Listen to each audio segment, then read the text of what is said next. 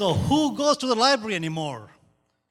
I've never been there in ages, besides my brother-in-law. My name is Ramesh Sambasivan, and my slide will come up soon. Maybe I get 30 seconds extra. I run Silicon Glades. It is a design and innovation firm.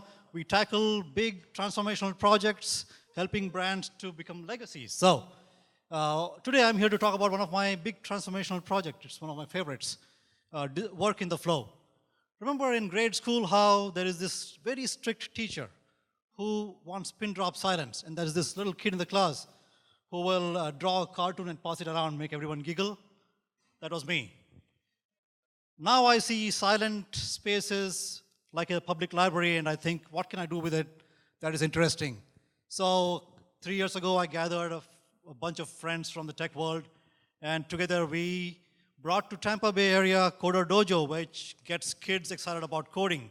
So now if you go to a public library where Coderdojo is in session, you will hear kids squealing in delight because they just figured out something through coding. Then I took to the public library, and we've got great partners here with the Hillsborough County Public Library System. Took to them Alligator Zone, where it's an uplifting celebration of entrepreneurship in the local area. Again, very noisy program. Startup companies learn a lot. Kids learn a lot. But still, the public library is a place for mindful work. It's a sanctuary. So I thought to myself, how do we make something in the public library that does not disturb what is happening, that respects the time-tested rules, the principles of a very sacred institution? They have a very long list of guidelines. For my limited attention span, that was very tough. So I figured I'll just stumble along and figure out the rules of the game. And I learned things like you can take bananas through the public through the security lines in the airport, but you cannot take it to the public library. True story. I also learned unwritten rules, like you cannot smile at strangers. So there's a fine line between the smile from a stranger and that creepy guy. That's me, by the way.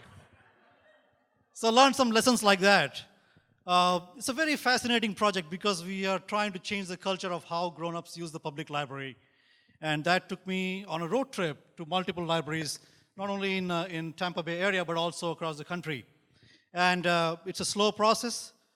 We figured out that we can learn how people behave by understanding the choreography. Each local library within our county itself has got its own local culture and very specific characteristics. So we figured those things out. We tried to make sure that we do not disrupt things as they were, and just added a feature to the public library so members of the public can go and co-work there, get stuff done, meet with other members of the public.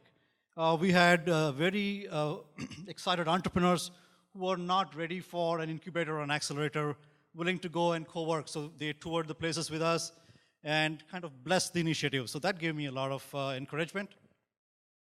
So there's a lot of open spaces, right? Now, how do we get people to drop their headphones? Because the one thing that happens when you see people working in public spaces is they kind of isolate themselves. They put little earplugs or headphones on, and then they don't want to deal with anyone. So how do you get them to drop their headphones and actually communicate with each other and have a collaborative, helpful community?